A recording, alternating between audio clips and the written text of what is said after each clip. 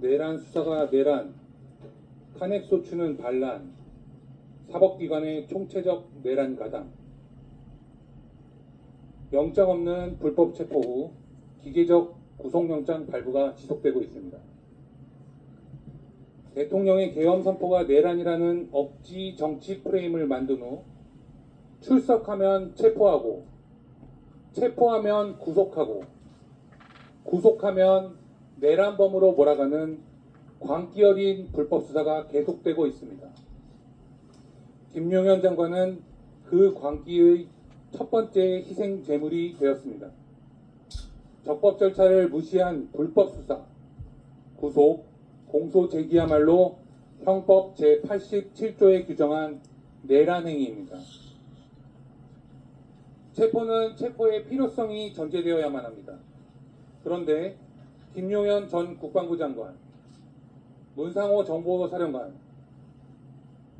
노상원 정보사령관, 조지호 경찰청장, 김봉식 서울경찰청장은 모두 영장 없이 불법 체포되었습니다. 그리고 법원은 예외 없이 구속영장을 발부하고 있습니다. 수사기관에 이미 출석하면 출석한 기회에 수사기관이 영장 없이 체포하고, 이후 법원은 체포의 불법성을 감싸주듯 예외 없이 구속영장을 발부하고 있습니다.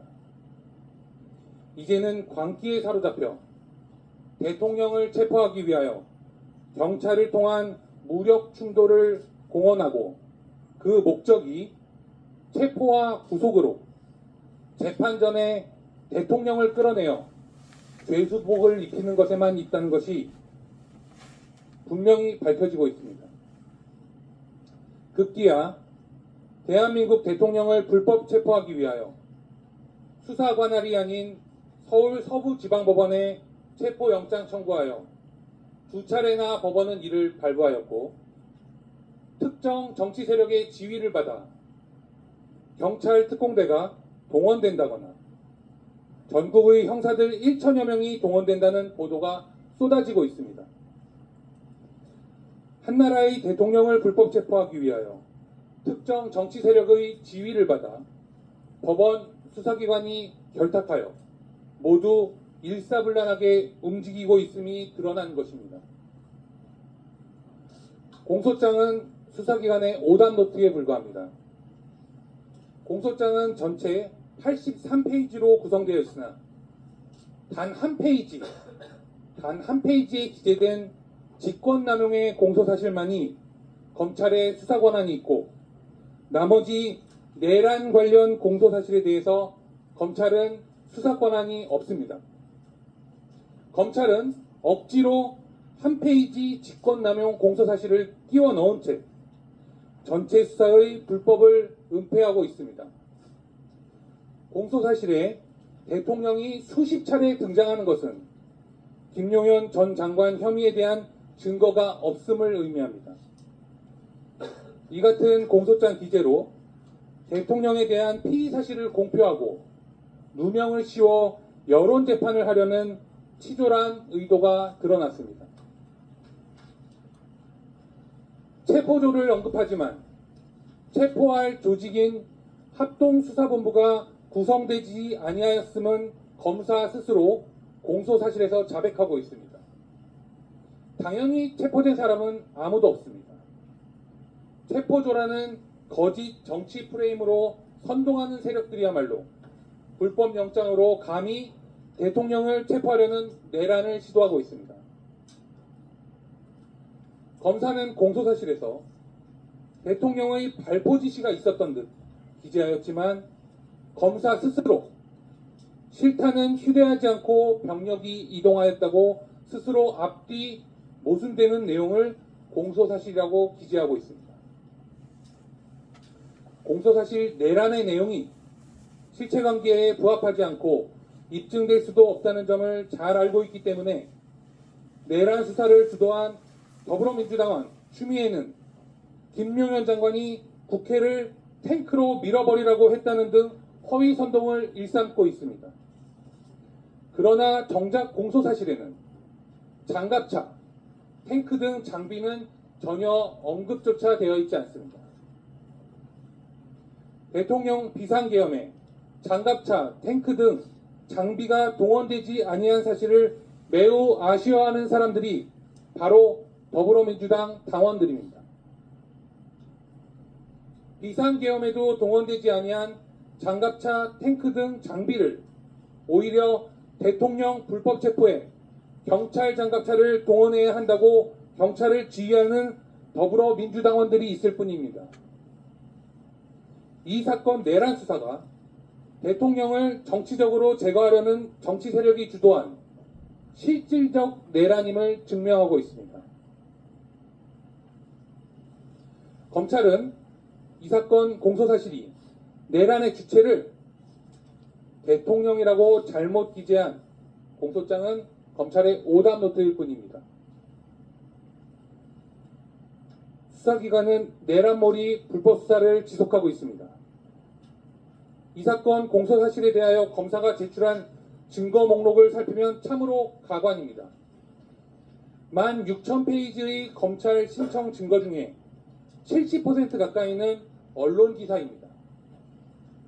민주당이 허위 사실을 공표하거나 검찰이 언론에 피의 사실을 공표하고 그 내용이 기사화되면 이를 증거로 둔갑시켜 피의자에게 신문하는 방식으로 수사를 해왔습니다. 민주당의 말을 그대로 수사기관의 단서로 활용함에 있어 민주당 관련자를 참고인으로 조사한 바도 없다는 것이 바로 하청수사, 청탁수사라 보아야만 하는 것입니다. 더불어민주당이 주도하는 대통령에 대한 탄핵의 증거가 모두 신문기사라는 점과 정확히 일치합니다. 실제로 김용현 전 장관에 대한 증거정리, 즉 증거 목록은 공소가 제기된 지 무려 2주가 지나 어제 1월 9일에 이르러서야 제출되었습니다. 일단 구속하여 격리하는 것에만 집중하였을 뿐 검찰 구속기간 내에 증거도 정리하지 않고 여론몰이에만 골몰하였던 것입니다. 김용현 전 장관으로부터 압수한 휴대폰, 노트북 등은 그 기기 자체를 압수하였습니다. 전자정보만을 압수의 대상으로 한 영장의 범위를 초과하고 있고 수차례 포렌식을 빌미로 하여 공소 제기된 이후에도 여전히 수사기관의 수중에 있습니다. 동일한 휴대폰에 대하여 3차례나 전자정보 압수 절차를 진행하고 전자정보 중에 선별 절차가 무색하게 일괄 압수하고 있으며 증거물을 임의로 조작하여 파일까지 생성하며 증거 조작까지 일삼고 있습니다. 모두 재판 과정에서 밝혀질 것입니다.